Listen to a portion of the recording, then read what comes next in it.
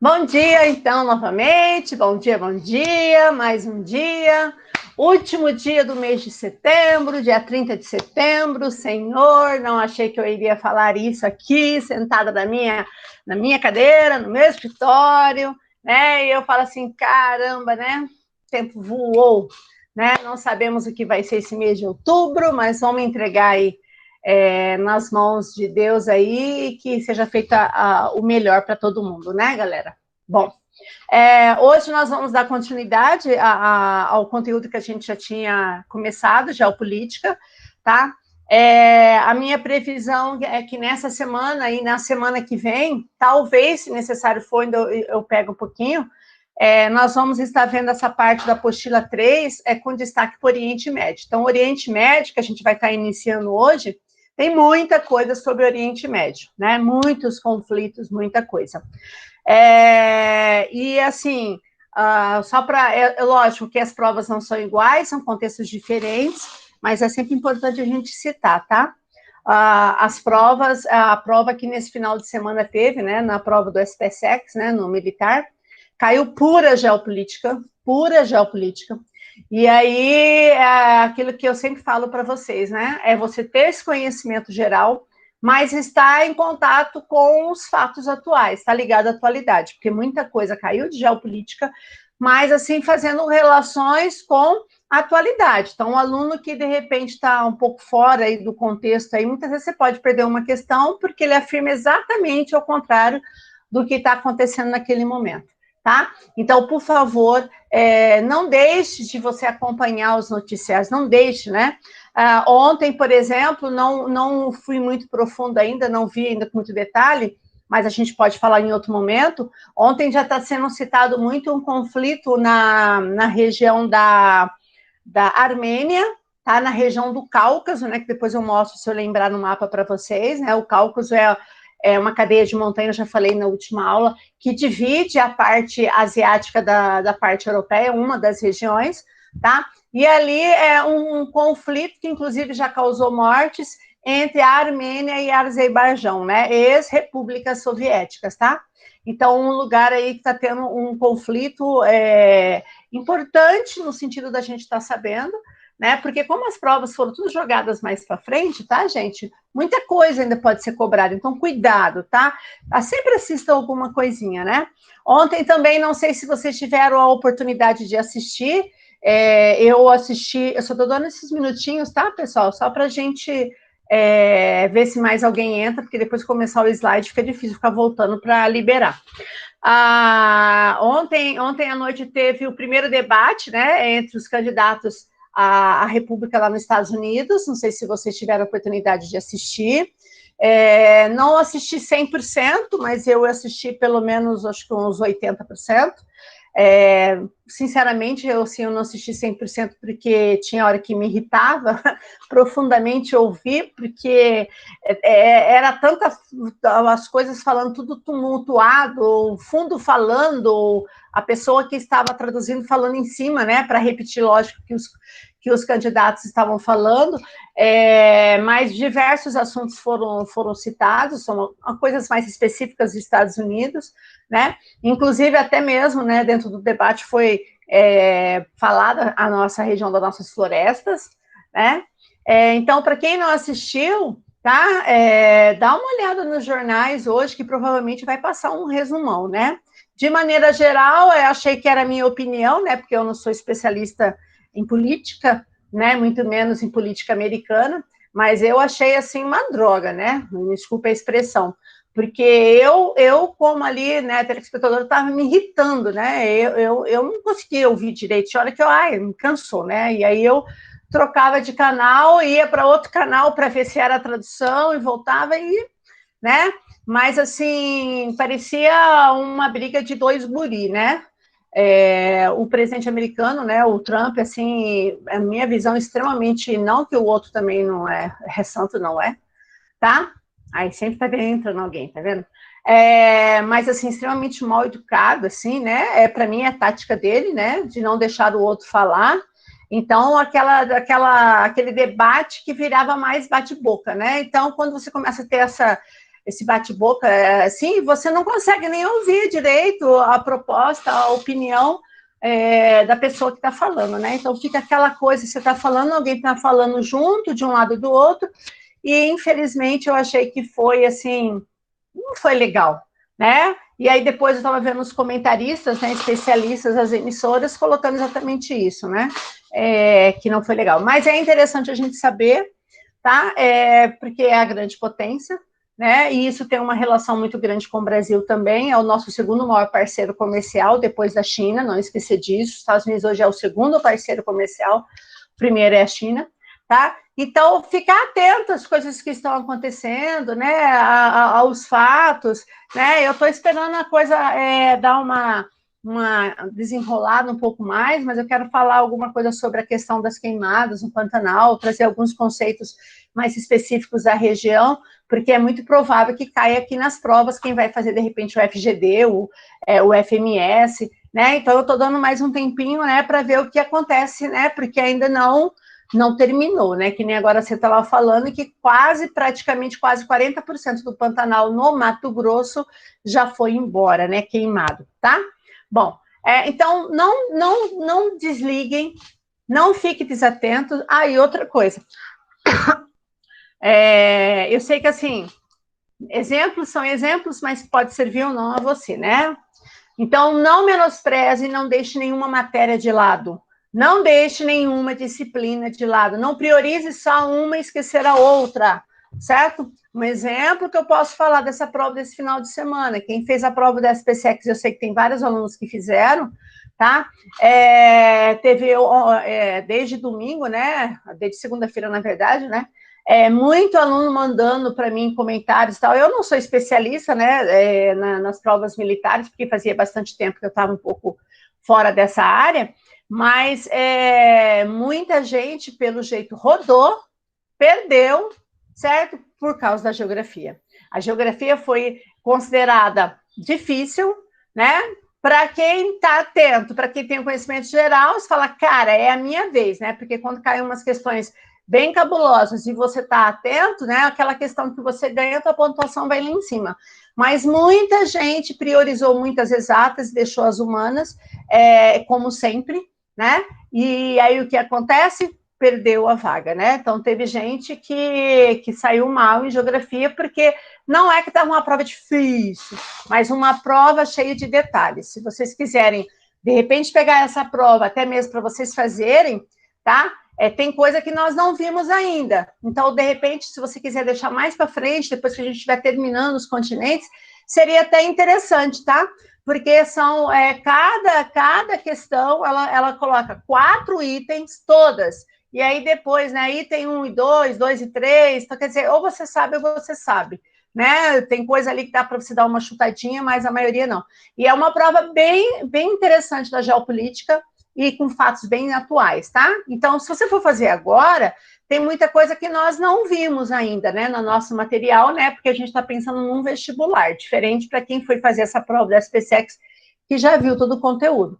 Mas se você quiser deixar reservadinha essa prova e você ir fazendo, conforme a gente está vendo as questões, bem interessante, tá? Para vocês terem uma ideia.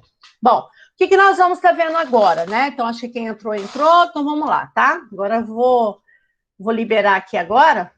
No material de vocês, pessoal, como eu sempre falo, eu não coloco 100% de todo o conteúdo, né? Até mesmo porque não dá tempo, né? E também a gente tem que deixar alguma coisa para a gente estar falando em sala, né? Se colocar tudo na apostila, ninguém vem assistir tua aula. Eu tenho um diferencial. Então, por exemplo, eu fiz o vídeo para vocês sobre Rússia e Índia, dando características gerais. Quem não assistiu, por favor, assista, é importante, tá? Falei também sobre os tigres asiáticos que tem no material, e no Japão não tem, tá? Então, aqui eu fiz, assim, alguns slides, né, de maneira geral, sobre o Japão. Então, eu vou falar rapidão sobre o Japão, e aí nós vamos começar. Então, o Japão não tem na sua apostila, por isso que eu até mandei os slides para vocês ontem, não sei se vocês viram, tá? E agora nós vamos começar, depois do Japão, o Oriente Médio, página 103, tá? O que nós vamos falar do Oriente Médio? Características gerais, desde posição, como que é geralzão, E aí, disponibilizei também ontem, né? Eu estou sempre liberando na terça-feira para você se agendar para quarta, que é o nosso dia das nossas aulas, tá? Um vídeo que começa a falar dos conflitos, né? Esse vídeo que está liberado, para quem não assistiu, fala sobre o Irã e o Afeganistão. Aí depois eu vou passar sobre o Iraque e a Síria, Israel e Palestina e assim por diante, tá? Então vamos lá? Então, isso que vocês não têm na apostila, tá? Vamos lá? De repente, se você for copiar, enquanto eu vou falando, dá para você estar copiando, ou você tem o slide que eu mandei ontem para vocês, tá? Bom, primeiro, você sabe que o Japão, eu vou correr só um minutinho, tá? Só um minutinho e já volto aqui no mapa, ó. O Japão está localizado aqui, ó, nessa região aqui, né, considerada aqui, ó, Ásia Oriental ou extremo Oriente, que vai pegar Japão, as Coreias, que nós já falamos, China e Mongólia, né, e Taiwan aqui também, tá? Então, seria o extremo leste ou oriental da Ásia, né? Então, você está falando desse arquipélago, certo? Que é banhado aqui, ó, pelo Oceano Pacífico e que está ao ladinho da Rússia, ao ladinho aqui da China e ao ladinho aqui das Coreias, ok? Bom, quem é o Japão, né? O Japão, primeiro, que ele é um arquipélago, né? A composição do território japonês, tá? Ele tem cerca de mais de 3 mil ilhas, né? De pequenas, médias e grandes ilhas, com destaque para essas 4 ilhas aqui, ó. Ilha de Honshu, tá? Que é essa maior aqui, a ilha de Honshu é a maior. A ilha de Shikoku, ou Shikoku, como vocês queiram, que é essa menorzinha aqui, ó, onde eu estou mostrando aqui no mapa para vocês, tá vendo? Ó, a ilha de Shikoku aqui, tá? Essa aqui, a ilha de Honshu, é a maior, tá? Aí nós temos a ilha de Kyushu, que é essa daqui, ao sul, essa daqui, ó, ao sul, e a ilha de Hokkaido, a maior ilha, que tá ao norte. Ah, Celis, eu tenho que ter uma noção dessas ilhas? É bom, tá? Porque muitas vezes ele faz uma referência específica ao Japão, citando a ilha. Então, muitas vezes, vamos supor, clima, né? Se ele vai falar, por exemplo, do clima da ilha de Kyushu, é totalmente diferente da ilha de Hokkaido. Então, é bom você ter uma noção, pelo menos, aonde que estão essas ilhas, que te ajuda em várias coisas, tá? Bom, a ilha, no caso de Honshu, ela é a mais importante, por quê? Porque ela é a maior, ó, ela é a maior, é a que está presente a capital, Tóquio, e que tem várias cidades, inclusive aqui nós temos a formação de grandes megalópolis, né, ligando aqui a várias metrópoles, Tóquio, Nagoya, Osaka, tá? Toda essa região aqui forma uma grande megalópole, né, que é a união de 2 ou mais metrópoles, ok? Bom, então, primeiro, é um arquipélago. Segunda coisa, isso é importantíssimo, né, que eu acredito que você saiba.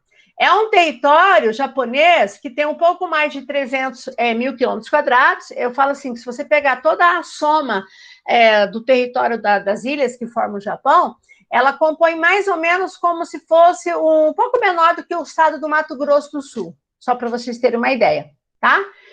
Se você somasse todas as ilhas, né, e visse o tamanho. Então, o Japão é um país, não é micro país, é um país pequeno, né? Mas o problema é que, primeiro, ele é montanhoso, certo? Pelo menos 80% do seu território, pelo menos, nossa, esse 80% saiu horrível, né?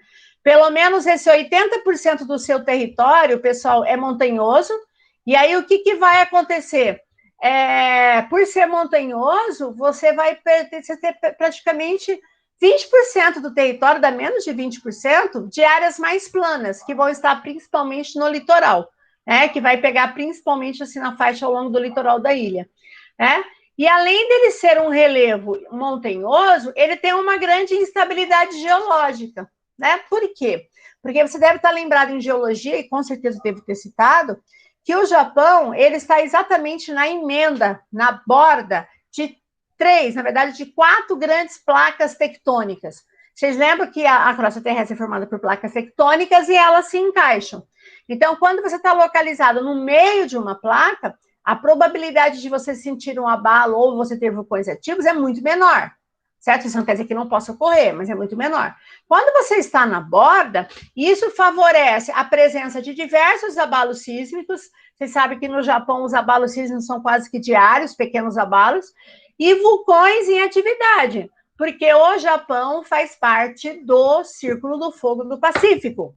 Círculo do Fogo do Pacífico. Para quem não lembra, ele contorna o oceano, começa lá no Chile, sobe na América, vai lá para o Alasca e desce, assim, aí vai até a região da Nova Zelândia, contornando o Oceano Pacífico. E o Japão é como se ele tivesse mais ou menos aqui, ele está no Círculo do Fogo do Pacífico, certo? Então, vulcões ativos, como, por exemplo, o Monte Fuji, né? O famoso Fujiyama, tá? Que é cartão postal do Japão. Então, vocês imaginem, ele está na emenda de pelo menos 4 placas, mas a gente fala de 3 grandes placas. A Eurasiática, que é essa daqui. Você tem a placa do Pacífico, que ela fica mais aqui, certo? E você tem a placa aqui da região das Filipinas, tá? E tem um pedacinho aqui do norte aqui da placa norte-americana. Então, na verdade, você vai ter 3 grandes placas, a Eurasiática, a do Pacífico e das Filipinas. E o Japão está justamente sobre essas emendas. Por isso que o Japão tem uma estabilidade tectônica tão grande. Ok? Vocês sabem disso, que a questão de terremotos, maremotos e tsunami inclusive é uma expressão japonesa, né, que significa onda do porto, tá? É comum nessa região da Ásia, inclusive no Japão, em consequência da instabilidade tectônica que ele está localizado, tá? Bom, então essa questão de geologia é importante, você sempre sabe disso. Não esquecer que o último grande tsunami que aconteceu foi em 2011, em março de 2011, que aconteceu aqui, ó, na costa leste do Japão, né, que foi inclusive a que atingiu a usina de Fukushima, tá? Galera, hoje está muito quente, né? Essa semana, previsão de 40 graus aqui, né, galera? O que é isso? Bom, então essa questão geológica é importante. Segunda coisa, a questão de clima e vegetação. O clima, como nós estamos aqui, ó, a China, vou lá no mapinha de novo, tá? E volto. Ó, olha onde que está localizado o Japão. Então, você tem aqui a linha do Equador, ó, aqui está a linha do Equador, certo? A linha do Equador está aqui, tranquilo? E aqui nós temos o Trópico de Câncer, ok? Trópico de Câncer aqui. Então, e aqui o Círculo Polar Ártico. Significa que o Japão, ele está localizado na zona temperada, tá vendo? A zona temperada, ó, entre o Trópico e o Círculo Polar Ártico, ok? Então, você vai ter um clima com características mais temperadas. O sul, aqui, ó, que vai pegar principalmente a ilha, né, de Kyushu aqui, e um pouquinho de Shikoku aqui, essas ilhas aqui japonesas, ela tem característica mais de clima subtropical, semelhante até mesmo com o sul do Brasil. Um pouco mais frio, né? Mais característica subtropical porque está próximo ao Trópico de Capricórnio. Na região central do Japão, eu vou ter mais um clima temperado e mais ao norte um clima mais frio, que é o que eu coloquei aqui para vocês, ó. O clima, ele é subtropical ao sul, certo? Então, nessa região mais ao sul, que você vai ter o trópico, vamos supor, passando por aqui assim, então, você vai ter ao sul subtropical, temperado, na verdade eu coloquei o norte, mas poderia colocar como centro-norte, o clima temperado. Não esquecer que o clima temperado, você vai ter as 4 estações bem definidas, né? E mais ao norte, aqui na ilha de Hokkaido, não que não é o clima temperado, mas é um clima temperado mais frio. Então, a região mais fria do Japão seria a região da ilha de Hokkaido ou nas regiões mais montanhosas, né? Mesmo que eu tiver numa região mais subtropical e tal, mas se eu tiver região montanhosa, vai ser um clima bastante frio. Um outro detalhe que chama atenção, que talvez vocês saibam, que o Japão tem presença de fortes florestas, tá? Muitas florestas. Você fala, nossa, o Japão tão pequenininho com presença de florestas? Sim, uma das razões é que essas florestas aparecem nas regiões de montanhas, né, que dificulta a ocupação. Então, a presença de florestas no Japão não quer dizer que é um país que teve toda uma política de grande preservação, de floresta, tá? É lógico que hoje tem uma outra visão, né? Mas é principalmente porque é uma região que essas florestas estão presentes em áreas de montanhas. E aí, mais ao norte, você vai ter presença de coníferas, mas a predominante é a floresta temperada, né? Que inclusive é o que caracteriza muito as estações do Japão, né? Na época de outono, a partir de agora, né? Que começou, no caso, o outono para eles, o hemisfério norte, agora as folhas vão começar a amarelar, a ficar naquele tom alaranjado, vão cair. É uma das épocas mais bonitas, né? Da floresta temperada, tá? E o Japão caracteriza bem isso, ok? Bom, outra coisa importante que eu não citei aqui, mas é bom citar, se você quiser anotar, que o Japão, ele também, ele é, aqui, ó, ele sofre influência de duas correntes marítimas, uma fria e uma quente, a Oyashivo e a Kuroshivo, certo? Essas correntes marítimas, né, que vêm ou de corrente de água fria ou corrente de água doce, ela faz com que os cardumes se encontrem aqui na costa japonesa. E aí o Japão, ele passa a ser o país de maior piscosidade do mundo, ou seja, de maior pesca do mundo, ok? Porque tem encontro de correntes marítimas, quentes e frias, que favorece a pesca.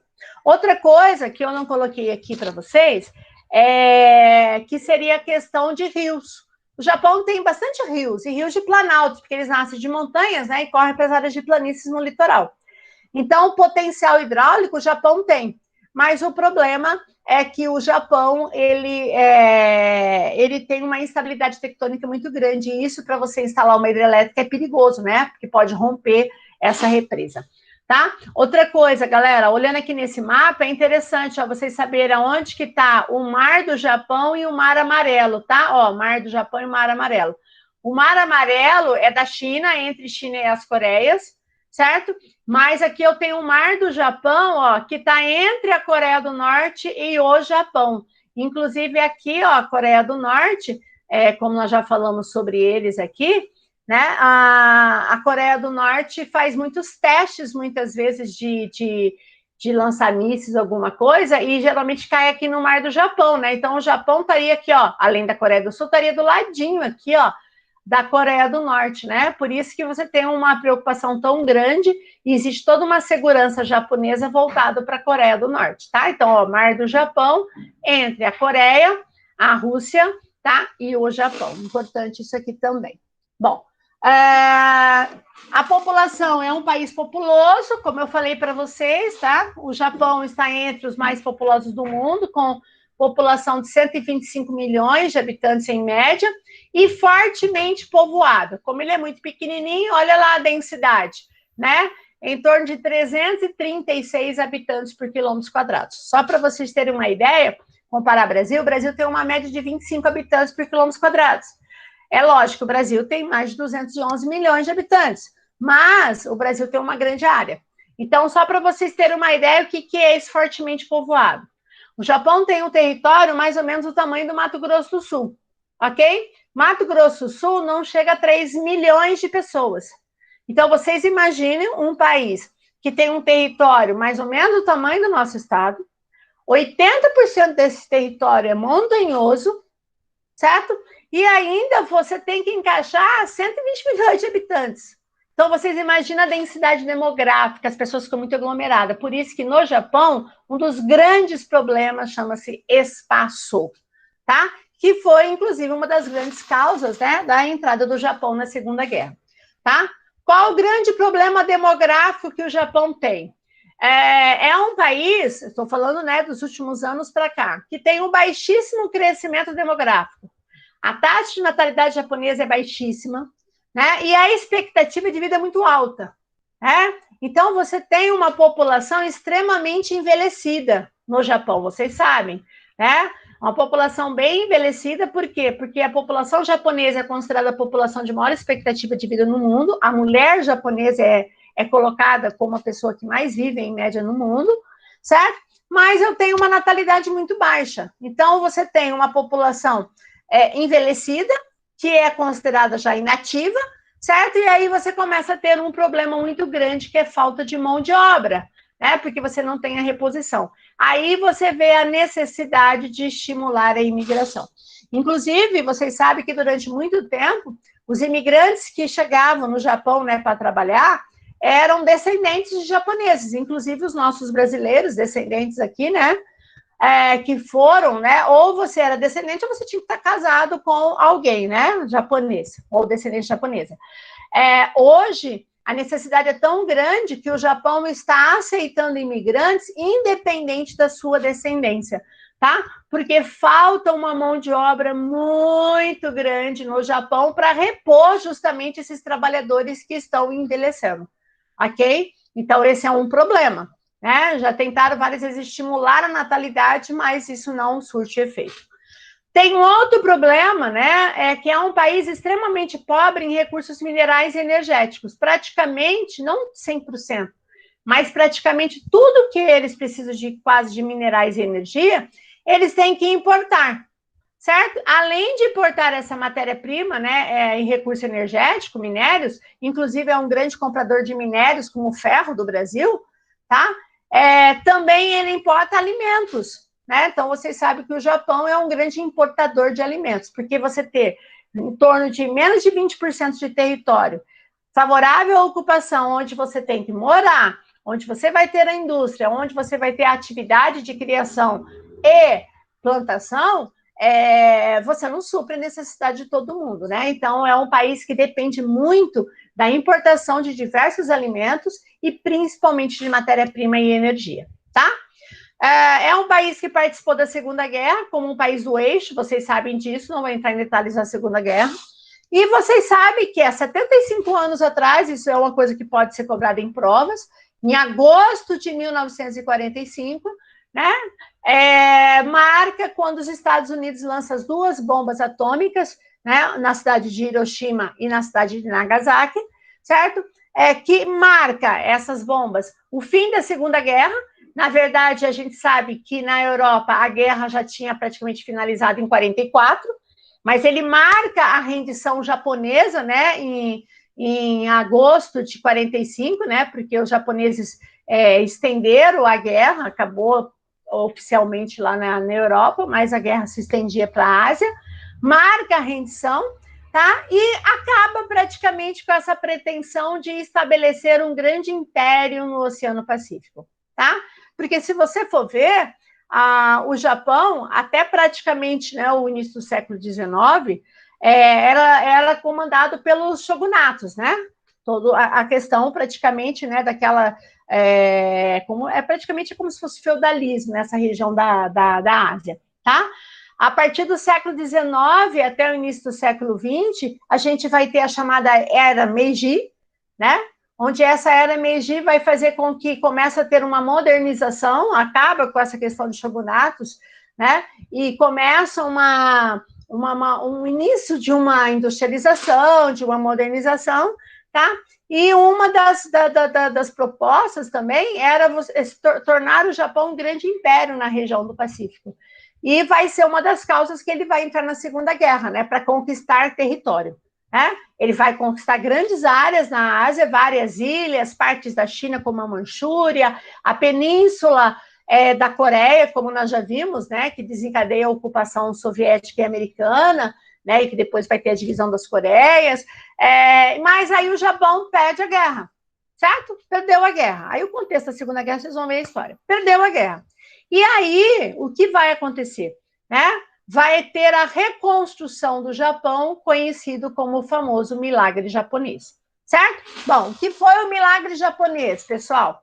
Bom, o milagre japonês, na verdade, é a expressão usada para o grande desenvolvimento econômico que o Japão vai ter pós-Segunda Guerra. Então, cuidado com uma coisa, preste atenção que eu vou falar. Eu sei que vocês sabem, mas de repente aos atentos aí. Quando você fala em Japão hoje, todo mundo pensa país de primeiro mundo, país rico, país de excelente qualidade, país tecnológico, moderno, qualidade de vida, tudo, né? O top do top do top. Só que esse Japão que a gente conhece não é o Japão que existia, tá? Há 70 anos atrás. Então, se você pegar o Japão no período da Segunda Guerra, ele não tinha toda essa característica de desenvolvimento, não era essa grande potência, tá? Não tinha uma qualidade de vida tão grande.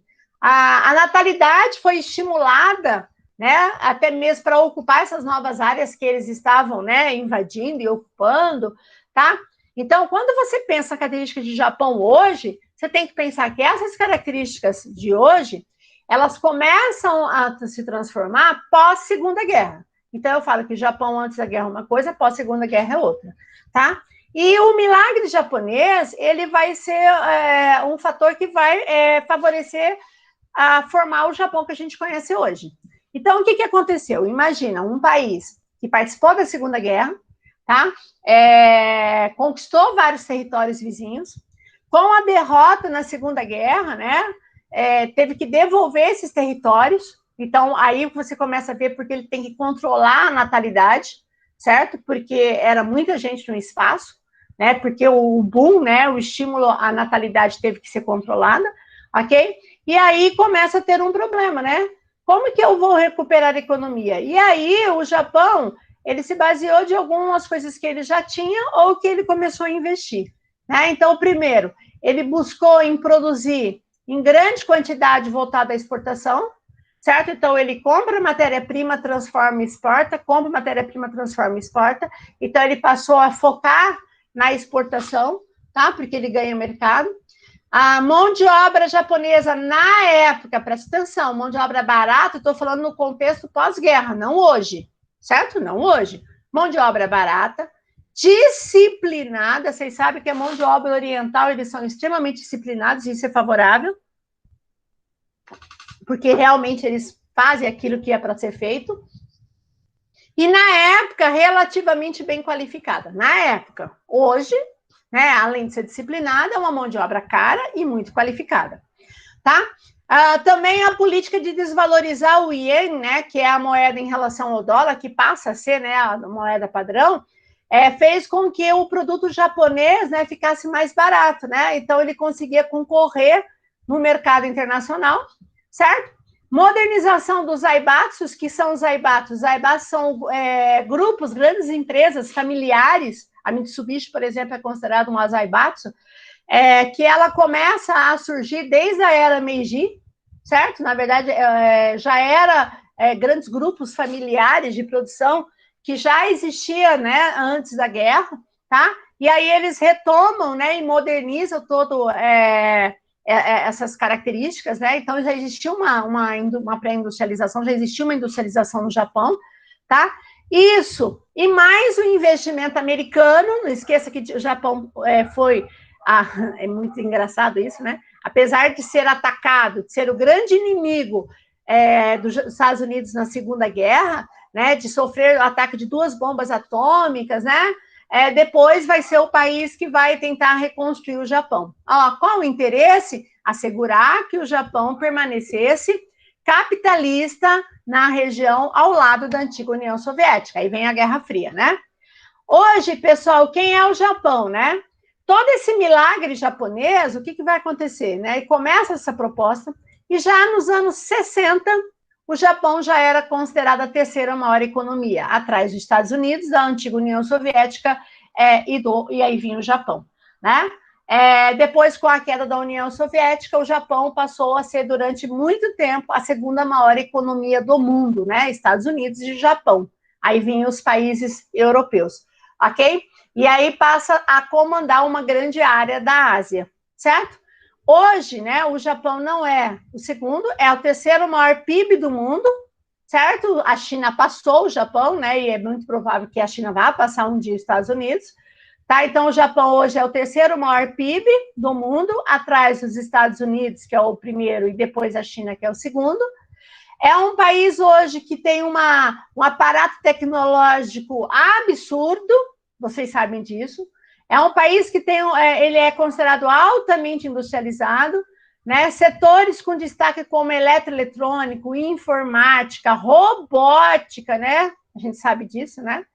Tá? Automobilística, só você pensar, né, numa Toyota, numa Honda, para você ver a qualidade, né? Ou seja, é um país que participou da Segunda Guerra, foi destruído na Segunda Guerra, um país sem grande espaço, um país pobre em recursos minerais, pobre em recursos energéticos, e é hoje a terceira maior economia do mundo, né? Então eu falo que o Japão é algo para você realmente bater palmas, né?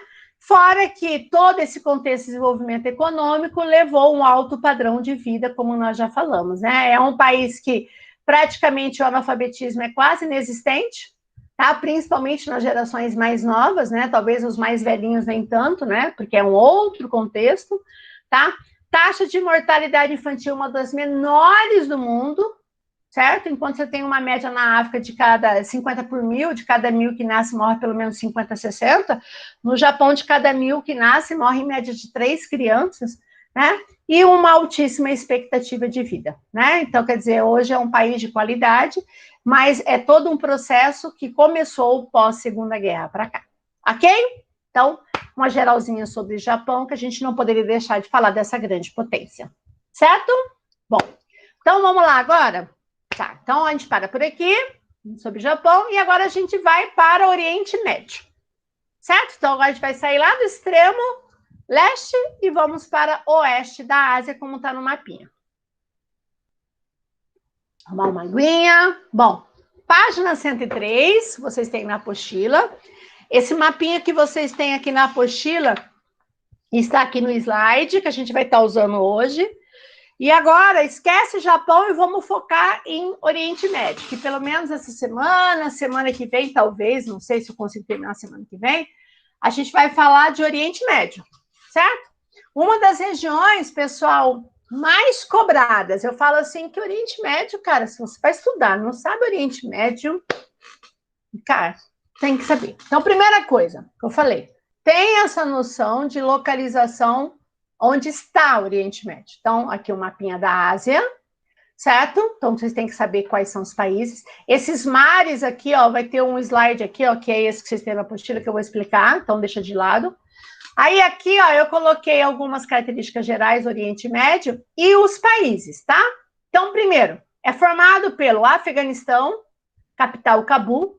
Não esqueça que Paquistão, galera, ó, Paquistão aqui, ó, faz parte da Ásia Meridional, sul da Ásia, tá? Cuidado. Ah, outra coisa, caiu também bastante na prova sobre a região de Caxemira, aqui, ó, norte da Índia, que é uma região disputada pela Índia, pelo Paquistão e pela China, tá? Aqui que nós já falamos um pouquinho, né? Quem assistiu aquele vídeo que eu falei da Índia fala sobre isso, tá? Então, ó, Paquistão não é Oriente Médio, apesar de ter algumas características físicas, até questões, né, de fundamentalismo islâmico e tal, mas não é Oriente Médio, então, por favor, tá? Então, Afeganistão, sim, né? Tem um videozinho da aula de hoje que eu tô falando do Afeganistão, que eu mandei para vocês. Irã, então eu estou falando desses dois países nesse vídeo.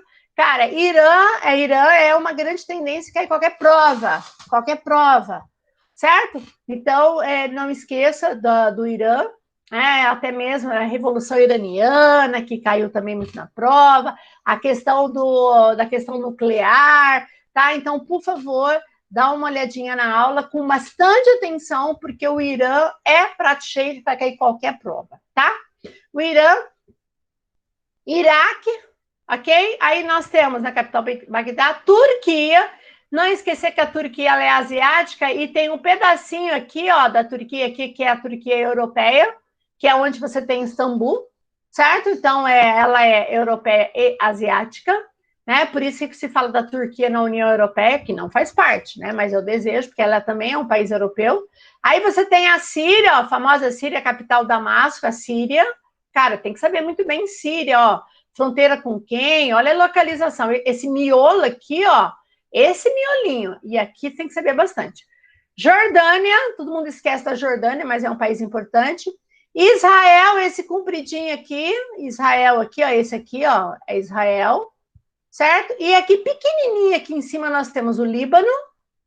Ilha de Chipre, geograficamente faz parte do Oriente Médio, mas é um país que, inclusive, pertence à União Europeia.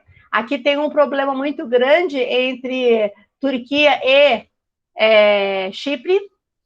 Aí, aqui, quando eu falo em Egito, preste atenção, o Egito é África. É que esse território aqui do Egito, que é a Península do Sinai, geograficamente está no Oriente Médio. Então, é um território egípcio no Oriente Médio, mas Egito não é Oriente Médio, Egito é África, pelo amor de Deus, tá? Aí eu tenho a Arábia Saudita, importante. Aí você tem aqui os países do Golfo Pérsico. Então, você tem, ó, Kuwait, bem aqui na saidinha, importante quando a gente falar na Guerra do Golfo. Aí você tem Bahrein, ou Bahrein, a gente tem Catar, Emirados Árabes Unidos, tá? Aí nós temos aqui, nesse miolo aqui, aí nós temos Omã, que quase ninguém fala, mas é importante, e o Iêmen, tá? Um país também que eu falei de maneira geral no conflito, porque é um país que está passando por uma guerra civil séria, certo? E aqui é um lugar que tem milhares de pessoas que estão morrendo de fome, certo? Principalmente crianças, e quase o mundo não mostra, tá? O Iêmen. Então, dá uma olhadinha na aula gravada, tá? Bom, Oriente Médio. Então, primeira coisa, super mega importante. Então, eu queria a atenção de vocês aqui. Depois, geralmente eu faço isso numa tabelinha na sala, né? Quem já teve aula comigo sabe. Se você quiser depois fazer, facilita você visualizar. Se eu pegar todos os países, anotem aí se você quiser. Quando você fala em Oriente Médio, todo mundo pensa assim, bom, Oriente Médio é uma região formada por população árabe, certo?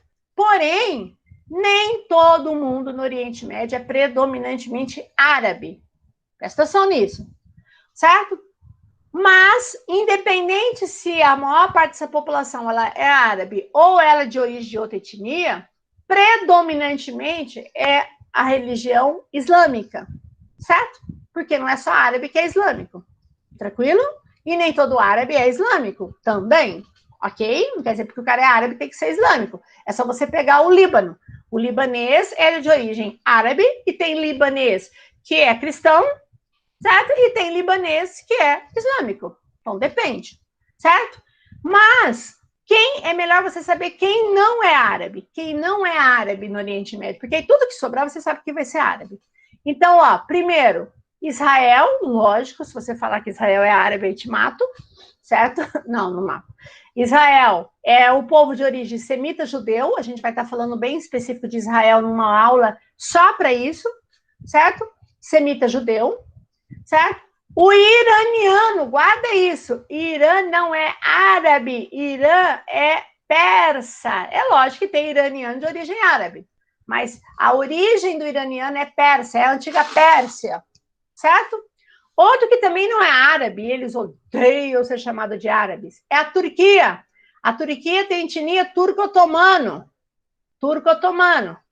Por isso, e o libanês aqui, ó, ele é árabe. Por isso que aqui os nossos libaneses, nossos sírios aqui em Campo Grande, né, que são de origem árabe, eles odeiam ser chamados de turcos, né? Então você vai naquelas lojas lá na 14, naquela loja que são vários libaneses e sírios, alguns turcos, né? Mas a maioria é sírio e libanês. Aí você fala, aquela loja de turco, você vai lá e chama o cara de turco. Nossa, cara, é matar, né? Então, árabe é uma origem, e turco-otomano é outro. Turquia é turco-otomano, não é árabe, certo? Então, quem não é árabe? Israel, ó, Israel, Irã, Turquia, e um outro que também eu não citei aqui, mas você poderia colocar, que não é, na verdade, é o país com maior diversidade étnica, é o Afeganistão. Aqui eles têm uma etnia chamada Panchu, tá? Mas também tem árabes no Afeganistão, mas é o país do Oriente Médio que tem maior diversidade étnica, ok? Até mesmo é uma das razões de muitos conflitos. E aí todos os outros, então você tirou Turquia, você tirou o Irã, você tirou o Afeganistão e Israel, tudo que sobrar é predominantemente árabe. Então, Iraque é árabe, Síria é árabe, Jordânia é árabe, Arábia Saudita é árabe. Os países aqui do Oriente Médio são árabes, aqui do Golfo Pérsico, perdão, Bahrein, Catar, Emirados Árabes, Omã, Iêmen, são árabes, certo? A religião predominante é o islamismo, certo? Independente se ele é persa, se ele é turco, ou se ele é árabe, ou panchu, é islâmico. O único que não tem nada a ver diretamente com o islamismo é Israel, que é predominantemente judeu. Nessa região de Israel e no Oriente Médio é o berço das 3 grandes religiões monoteístas, a origem do cristianismo, do judaísmo e do islamismo. Na verdade, a sequência seria judaísmo, que é a primeira, né? Cristianismo e islamismo. Mas eu vou falar isso depois, tá? A hora que a gente for falar sobre Israel e Palestina, aí a gente retoma sobre isso. É marcada por diversos conflitos, por disputas territoriais, e esses disputas territoriais muitas vezes têm razão de petróleo, ou água, ou posições estratégicas, e religiosas, que aí a questão religiosa é um problema, né? Quando você mata e morre em nome do seu Deus, é um problema, tá? E nessa região do Oriente Médio, ele possui as grandes reservas. Se eu somar as grandes reservas do Irã, do Iraque, da Arábia Saudita e desses países do Oriente Médio, eles representam pelo menos 65% de todo o petróleo do mundo, né? Então, a gente tem uma grande reserva de petróleo, tá? Por isso, o interesse, né, é tão grande nessa região, ok? Então, a posição estratégica dessa região, ela passa a ser importante. Fora que se você olhar aqui no mapa, ó, é uma região que liga o resto da Ásia à Europa e a África. Falar em Europa aqui, eu estava falando para vocês, aqui é o Cáucaso, tá? Eu olhei no mapa e lembrei, ó, aqui é o Cáucaso, tá? Aqui é a região da Armênia, Azerbaijão, aqui tem também Armênia, Azerbaijão, Taguistão, tá? Aqui nessa região aqui, ó, que está tendo um conflito que eu falei para vocês, ó, que se vocês procurarem, inclusive já teve vários mortes aqui, ó, entre a Armênia e a Azerbaijão, na região do Cáucaso, uma cadeia de montanha que separa a Ásia da Europa, tá? Bom, então características gerais aqui do Oriente Médio. Então, primeiro, tem que saber quem é árabe, quem não é árabe e religião predominante, ponto. Aí, segunda coisa, isso aqui é um mapinha de vocês. Essa parte, pessoal, deixa eu só ver um negócio. Tá. Essa parte, ela é extremamente importante, muito, mas muito importante. Você tem que saber. Você perde uma questão por causa disso. Então, tem dúvida? Pega isso aqui, pega um pedacinho desse mapa, muitas vezes, imprime uma parte do Oriente Médio ali, ó, em branco, procura lá, mapa mudo, M-U-D-O, mudo, M-U-D-O, do Oriente Médio, tá? Imprime. E aí você escreve, localiza onde estão os países, sem olhar. Você tem que saber, não, aqui é o Irã, aqui é o Iraque. Cara, tem que saber, você perde questão por causa disso, tá? Aí localiza, não, esse é o Mar Negro, esse é o Mar Cáspio, aqui é o estreito tal, aqui é o canal tal, parará, parará. Tudo isso que você está vendo geograficamente, você pega um mapa e imprime. Faz isso que eu estou te falando, imprime assim, ó, numa folha, mapa do Oriente Médio. Aí você procura lá no Google. Mapa mudo, M-U-D-O, do Oriente Médio. Quando você põe mapa mudo, ele vem os contornos, ele vem em branco, só vem os contornos. Aí você procura o que é melhor para você ali, imprime, e você preenche, escreva dentro, puxa a seta, pula lá, parará, porque você vai ter a memória visual do Oriente Médio. Faça isso, que vai te ajudar bastante. Bom, localização de pontos importantes. Então, aqui embaixo, ó, eu tenho pontos estratégicos, que são os canais estreitos, certo? E os mares. Então, primeiro, o Oriente Médio é cercado por mar, ó, mar e oceano, certo? Então, você tem que saber? Tem. Aqui eu tenho o Mar de Aral, ele só cita aqui, né? Porque já falei para vocês, né? Mas do Oriente Médio não tem nada a ver, tá? A região do Cáucaso é aqui, tá, gente? Ó, Cáucaso, aqui é a Azerbaijão e aqui é a Armênia, tá? Ó, eu tô mostrando para vocês aqui, ó, certo? Bom, Mar Cáspio é um mar salgado, então é mar. É um mar fechado, tá vendo? Ele não tem contato com o oceano, ele só não seca porque tem vários rios que desaguam nele, Mar Cáspio. Vai aqui, ó, fazer fronteira ao norte com o Irã. Mar Negro, cara, esse aqui sai muito Mar Negro. O Mar Negro, você olha aqui, parece que ele é fechado, né? Se olhar aqui, ó, se olhar no mapa, ó, você fala, nossa, ele é fechado, tá vendo? Ó, Mar Cáspio, Mar Negro. Mas ele, ó, ele tem essa passagem aqui, ó, para chegar ao Mar Mediterrâneo. Para ele passar pelo Mar Mediterrâneo, ele vai passar por esse marzinho aqui, ó, que chama-se Mar de Mármara. Mar de Mármara. M-A-R Mármara, tá? E aí você tem estreitos. Aqui no mapa ele só colocou um estreito, mas tem dois, tá? Se quiser anotar. Ó, para eu sair do Mar Negro para o Mar de Mármara, que é esse marzinho que separa a Turquia europeia da Turquia asiática, esse C é o Estreito de Bósforo, que acho que todo mundo já ouviu falar, Estreito de Bósforo. E aí, para você sair do Mar de Mármara para o Mar Mediterrâneo, daqui para cá, ó, você vai passar pelo Estreito de Dardanelos. Dardanelos. Então, eu saio do Mar Negro, Estreito de Bósforo, Mar de Mármara, Estreito de Dardanelos, Mar Mediterrâneo. Não esqueça que estreito é natural, o canal é feito pelo homem. Ok? Bom, aí eu tenho aqui o Mar Mediterrâneo. Mar Mediterrâneo. Ok? E aí eu tenho aqui o Mar Vermelho, ó, super importante, biblicamente famoso, Mar Vermelho. E aí era tudo grudado aqui, né? Ó, porque a Ásia tem uma ligação física com a África. Aí abriram esse espaço onde está a letra A e fizeram o Canal de Suez. Canal de Suez, então foi feito pelo homem, que liga o Mar Mediterrâneo ao Mar Vermelho. Aqui o D é um golfo, tá? Essa entradinha que tem aqui, ó, chamado Golfo de Acaba. Tá? Importante aqui para Israel, o Golfo de Acaba. Ok? Mas Canal de Suez liga o Mar Mediterrâneo ao Mar Vermelho.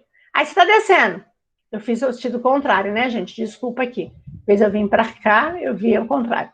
Aí eu venho aqui para chegar no Mar da Arábia, que o Mar da Arábia faz parte do que, ó? Mar da Arábia, tá vendo? Eu saio daqui, ó. Tem o Golfo de Aden, certo? Aqui é o Oceano Índico, né? Mar de Arábia, certo? Para eu passar, eu tenho outro estreito aqui, ó. Esse estreitinho aqui, ó. A letra E, que é o chamado Estreito Babel-Mandeb. É aqui que nessa letra F aqui, ó, que é o chifre da África, que eu tenho a Somália. É aqui que atuam os chamados piratas da Somália, né? Que são pessoas que tentam invadir esses navios, né? Que atracam nessa região aqui, ó, no Estreito de Babel-Mandeb. Aí eu entro no Golfo de Aden, aqui é o Golfo de Aden, aqui, certo? Como eu falei para vocês, é só vocês olharem nesse mapinha que tem, ó, Golfo de Aden, ok? E aí eu venho para o Mar da Arábia e entro aqui. Cara, isso você tem que saber de frente para trás, de trás para frente. O B, quem é o B? Tá? O B é o Estreito de Hormuz, que é controlado pelo Irã. Estreito de Hormuz é o que controla o Estreito, tá? E o Irã que controla o Estreito de Hormuz, perdão. E por que ele é tão importante? Porque é a porta de passagem para entrar aqui, ó, onde aqui eu tenho um chamado Golfo Pérsico. Então, se você não tira o petróleo e gás da região via gasoduto ou oleoduto, você precisa de petroleiro. Petroleiro sai daqui, passa pelo Estreito de Hormuz, cai no Mar da Arábia, Golfo de Aden, Estreito Babel-Mandeb, Mar Vermelho, Canal de Suez, Mar Mediterrâneo. Se eu fecho aqui o Estreito de Hormuz, tá? Eu vou ter todo o fechamento da saída que esses países têm do Golfo Pérsico.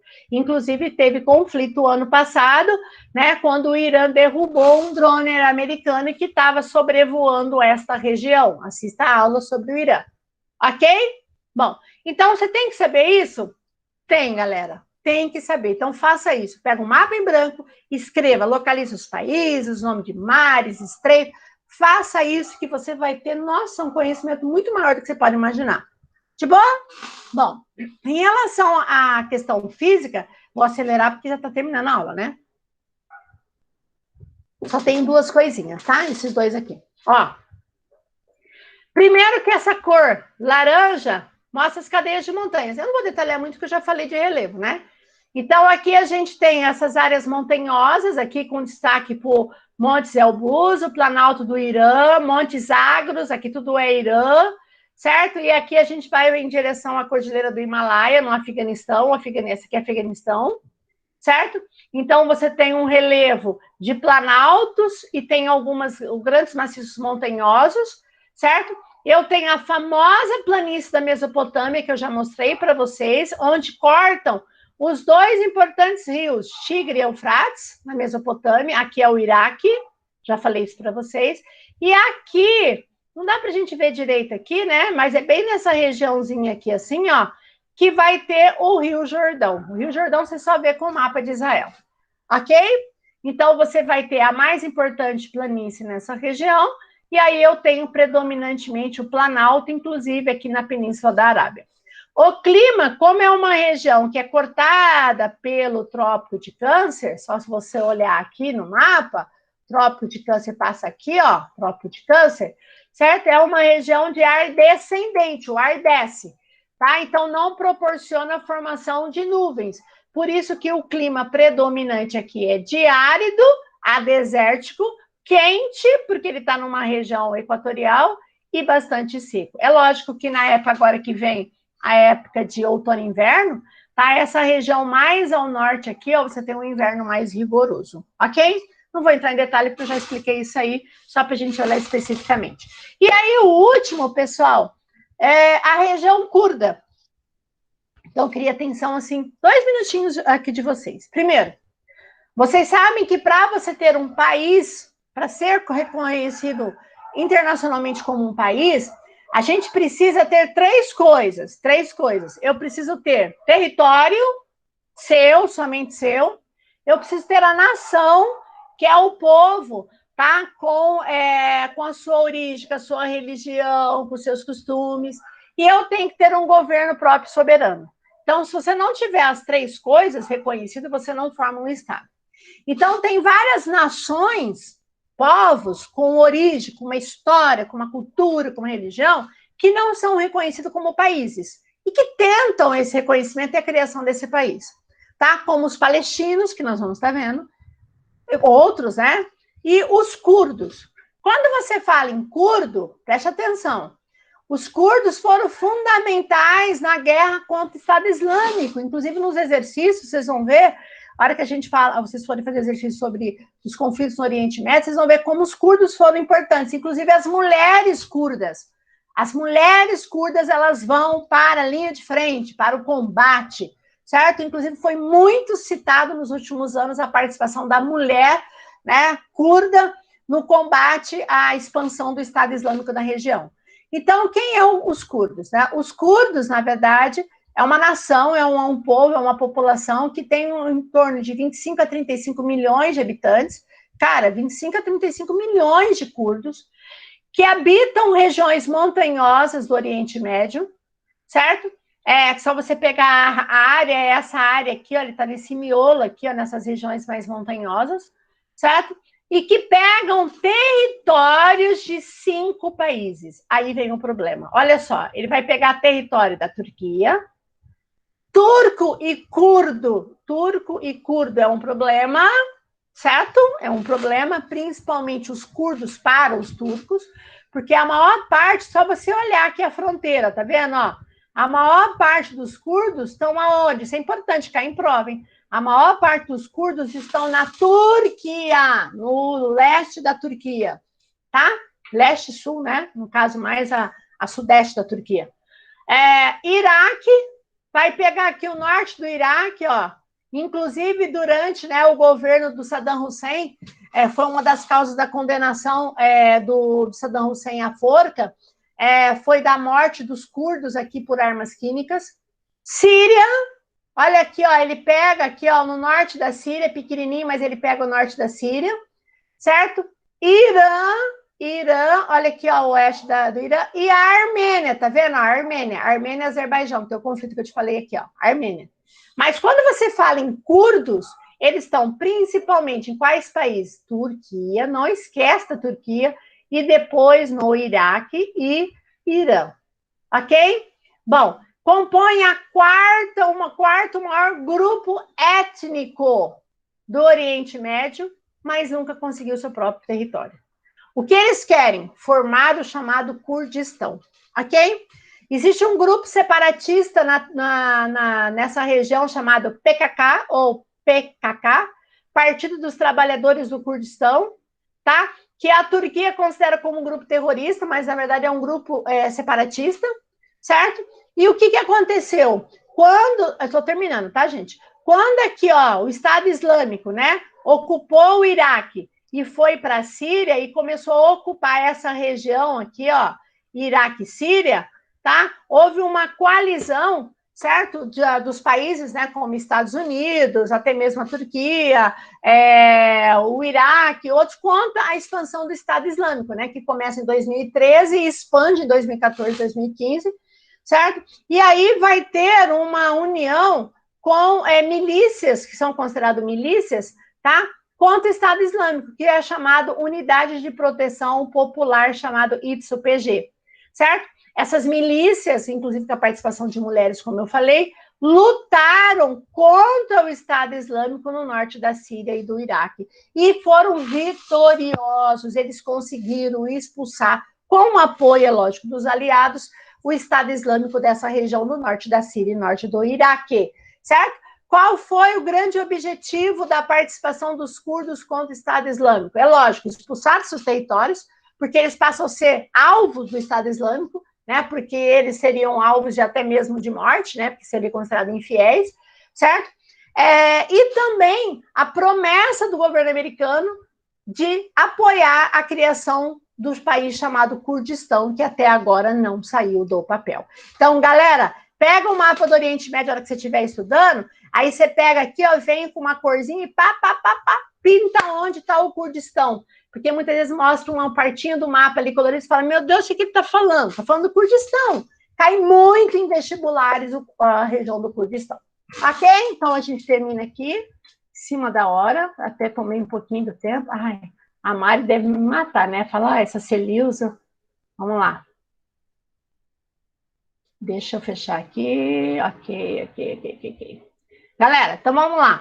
Gente, dúvidas podem perguntar. Quem quiser sair lá para a aula de redação pode estar indo. Avisa a Mari que já terminou. Acho que todo final de aula eu falo isso, né, na gravação, né, gente? Desculpa aí, tá? Alguma pergunta, galera? Ó, quem tiver dúvida, faça os exercícios, tá? Cuidado que tem exercício da apostila que fala de diversos conflitos do Oriente Médio, que a gente não viu ainda. Então dá um tempo, não vai com muita vontade ao pote, aí você vai fazer e falar, ai, não tô entendendo nada. Calma, assista primeiro as aulas dos conflitos e depois vocês fazem os exercícios, tá bom? Beijo, gente, vou encerrar a nossa gravação. Quem tiver alguma dúvida, eu vou ficar mais um tempinho aqui, tá bom? Beijo. Tchau, gente.